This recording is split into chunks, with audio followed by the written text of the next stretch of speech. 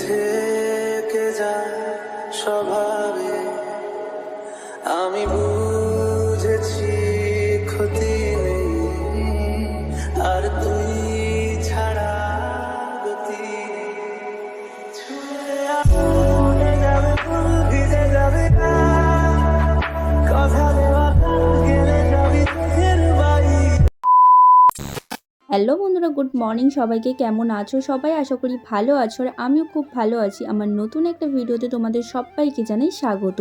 আজকের ভিডিওর টাইটেল এবং থাম্বনেল দেখে তোমরা হয়তো বুঝতে পেরেই গেছো যে আজকের ভিডিওটা কি হতে চলেছে। হ্যাঁ বন্ধুরা, ফাইনালি আমরাও কিন্তু আজকে যাচ্ছি ক্ষীরাই। তো আজকে ক্ষীরাই যাওয়াটা এক ধরনের সারপ্রাইজই বলতে পারি। তো আজকে যে ক্ষীরাই যাচ্ছি এটা কিন্তু আমরা কেউ জানতাম না, আমি, মা, বোন কেউ নয়, একমাত্র কিন্তু বাবাই জানতো। আর এই সারপ্রাইজটা কিন্তু বাবাই দিয়েছে। আমাদেরকে পুরোটা একটু বলি, নাহলে তোমরা বুঝতে পারবে না।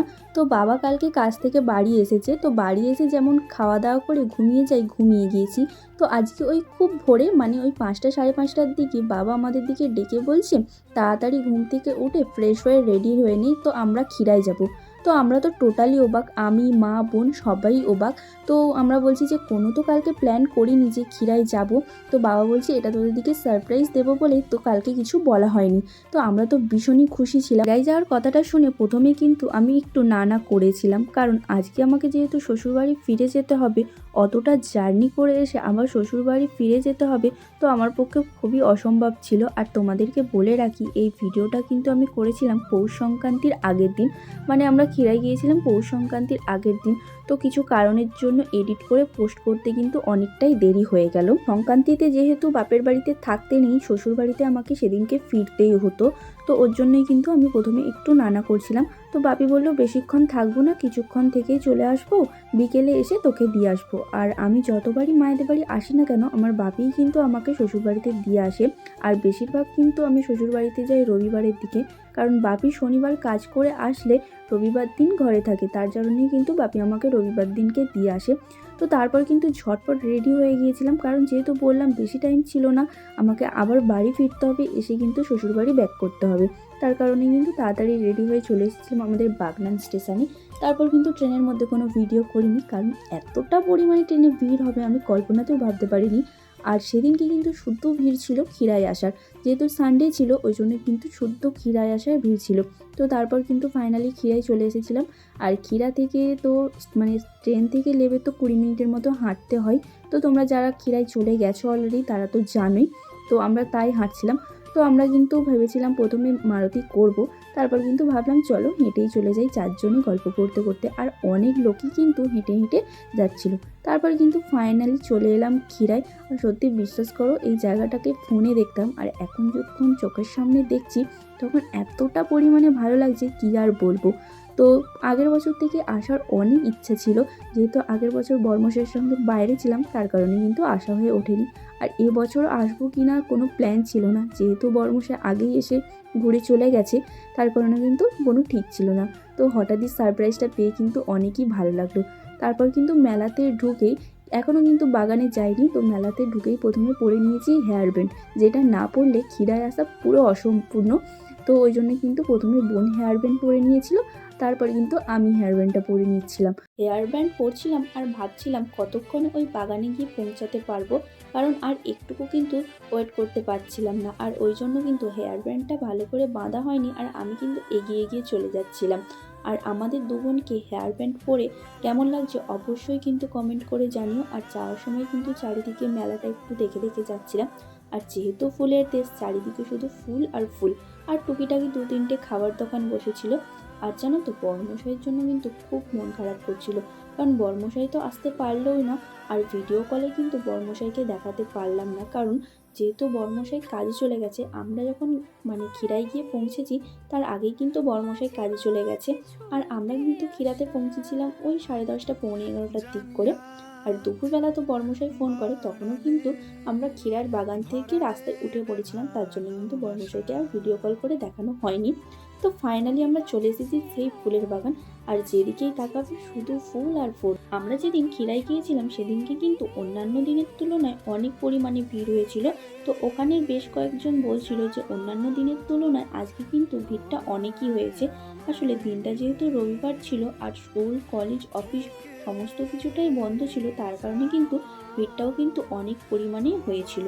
তারপর কিন্তু আমরা চলে এসেছিলাম একটা ফাঁকা জায়গার দিকে, সেখানে বেশ কয়েকটা ভিডিও বানিয়েছিলাম আর বেশ কিছুটা ছবি তুলে নিয়েছিলাম। তারপর কিন্তু এদিক ওদিক ঘুরে দেখছিলাম। আর ওই যে দূরে একজনকে দেখতে পাচ্ছ, উনি কিন্তু বাগান থেকে ফুল তুলছে। বাগান থেকে ফুল তুলতে কিন্তু বেশ ভালোই লাগে। তারপর কিন্তু চলে এসেছিলাম রং বেরঙের চন্দ্রমল্লিকা ফুলের বাগানের দিকে। তো বোন ওখানে বেশ কয়েকটা ফটো তুললো আর এখন কিন্তু মায়ের ফটো তুলে দিচ্ছে। আর আমি কিন্তু খুব একটা ফটো তুলিনি। তারপর কিন্তু আমি আর বোন একটু ভিডিও বানাচ্ছিলাম। তো ভিডিওগুলো কেমন হয়েছে অবশ্যই কমেন্ট করে জানিও।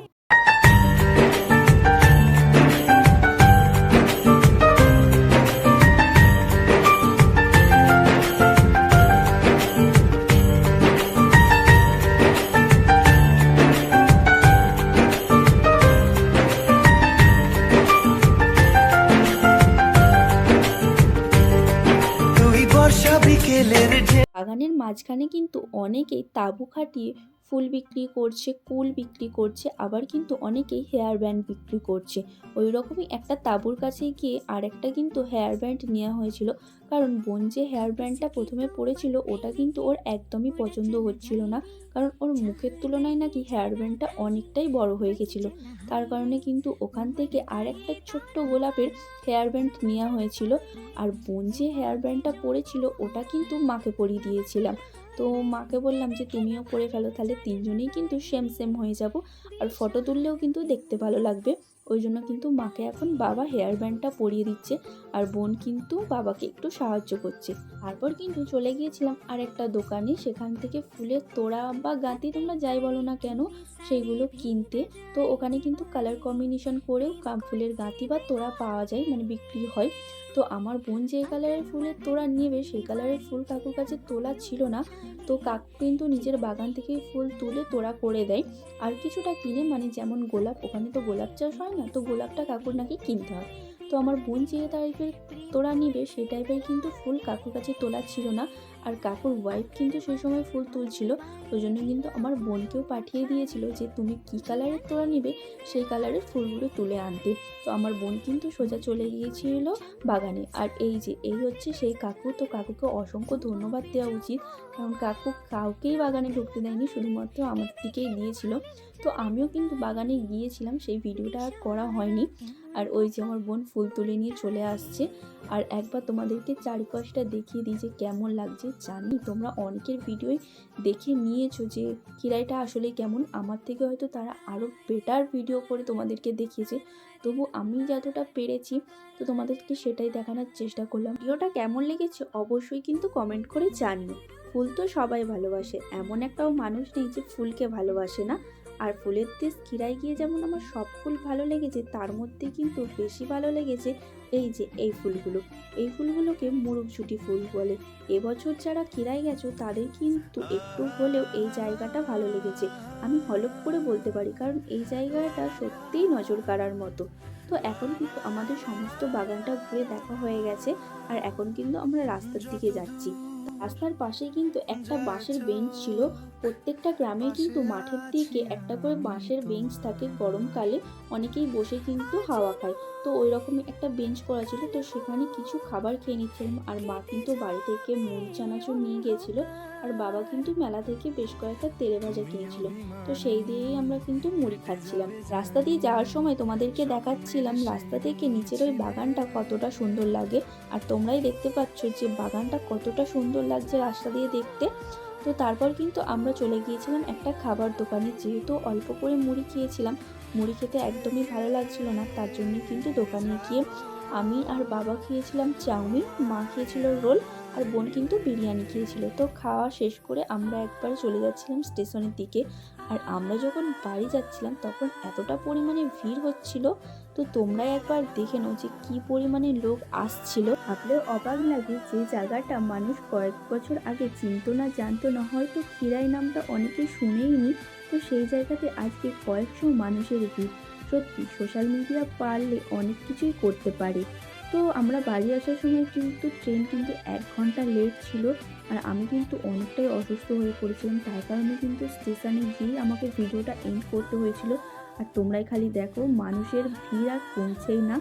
তো বেড়েই যাচ্ছে এই যে খিরাই। তো খিরাইকে এবছরের মতো টাটা, আগের বছর দেখা হচ্ছে বড়মশাইয়ের সঙ্গে। তো ভিডিওটা যদি ভালো লেগে থাকে অবশ্যই লাইক, কমেন্ট, শেয়ার করো। তো আজকের মতো টাটা, আবারও দেখা হচ্ছে একটা নেক্সট ব্লগে।